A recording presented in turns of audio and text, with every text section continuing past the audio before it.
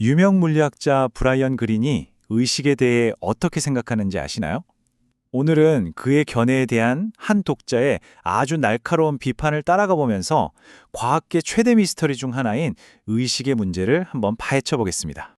자, 이 이야기의 시작은 어떤 대단한 이론이 아니에요.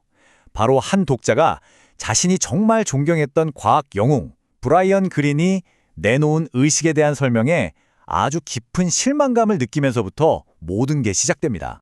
네, 이 둘의 의견 차이, 그 한가운데에는 바로 의식의 어려운 문제라고 알려진 아주 유명한 철학적 개념이 자리 잡고 있습니다.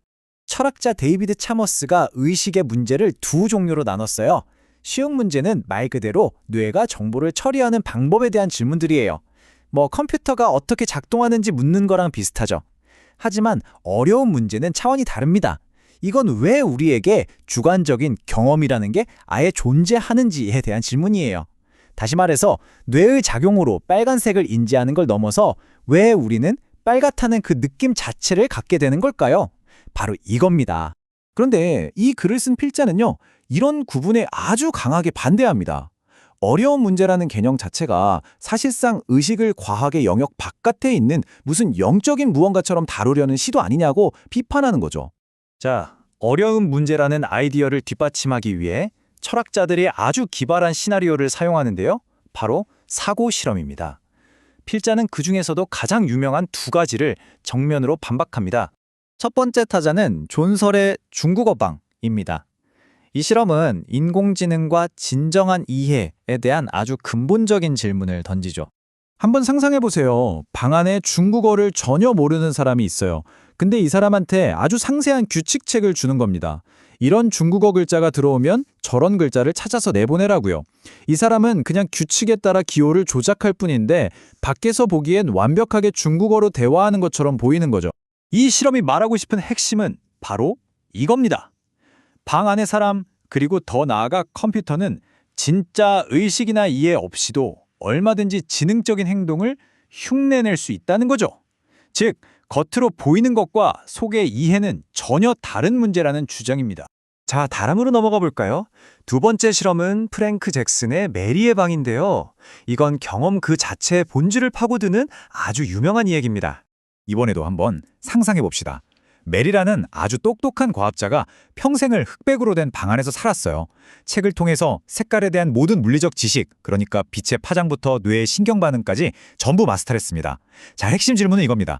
어느 날 메리가 방 밖으로 나와서 처음으로 새빨간 토마토를 봤을 때 과연 그녀는 뭔가 새로운 것을 배우게 될까요? 이 주장의 논리는 아주 간단해요. 만약 메리가 빨간색을 직접 보고 뭔가 새로운 걸 배웠다면 그건 주관적인 경험이라는 게 단순한 물리적 정보, 즉 지식만으로는 환원될 수 없는 무언가라는 뜻이 됩니다. 하지만 우리가 오늘 살펴보고 있는 글의 필자는요, 이런 주장들이 전혀 설득력이 없다고 생각합니다. 그리고 하나의 핵심적인 과학 철학의 뿌리를 든 아주 날카로운 반박을 내놓죠. 그 철학은 바로 환원주의입니다. 쉽게 말해서 아무리 복잡한 현상이라도 결국엔 더 기본적인 요소들로 쪼개서 설명할 수 있다는 믿음이에요. 예를 들어 물이 차갑고 투명한 성질을 갖는 건 결국 H2O 분자의 움직임과 상호작용으로 설명할 수 있는 것처럼요. 의식 역시 마찬가지로 뇌 속 뉴런들의 물리적인 활동으로 언젠가는 완전히 설명될 수 있다는 겁니다. 필자의 핵심 생각을 이보다 더 잘 보여주는 비유가 있을까요? 과학자가 어떤 현상을 물리적으로 설명하길 포기하는 건 마치 요리사가 요리하길 거부하는 것과 같다는 거죠. 그건 과학자로서의 임무를 포기하는 것이나 다름없다는 겁니다. 그러니까 핵심은 이겁니다. 필자는 이 두 시나리오를 완전히 다른 관점에서 다시 해석해요. 중국어 방의 경우 방 안의 사람은 이해 못할지 몰라도 사람과 책과 방을 합친 시스템 정체는 중국어를 이해하는 거라고 주장하죠. 또 메리의 방은요. 만약 메리가 색에 대해 정말로 모든 것을 알았다면 그 지식 안에는 빨간색을 보면 어떤 느낌이 드는지에 대한 정보까지 포함되어 있었을 거라는 겁니다. 결국 이 모든 미스터리는 사실 우리의 상상력이 부족해서 생기는 문제라고 보는 거죠. 필자가 보기에 과학의 진짜 멋진 점은 바로 이런 거예요. 어떤 문제에 딱 막혀서 포기하는 게 아니라 계속 진화하고 발전하면서 심지어 과거의 오류를 스스로 수정해 나간다는 거죠. 자, 여기서 정말 흥미로운 어떻게 보면 반전 같은 이야기가 나옵니다. 바로 메리의 방 주장을 처음 만들었던 철학자 프랭크 잭슨 자신에 대한 이야기입니다. 놀랍게도 그는 나중에 자신의 생각이 틀렸다고 공개적으로 인정하고 주장을 철회합니다. 결국 비판가들의 의견에 동의하게 된 거죠. 필자는 바로 이런 지적인 정직함이야말로 과학이라는 과정이 얼마나 위대한지를 보여주는 완벽한 증거라고 말합니다. 필자는 현대 뇌과학이 뇌가 얼마나 유연하고 대단한지를 보여준다고 지적해요.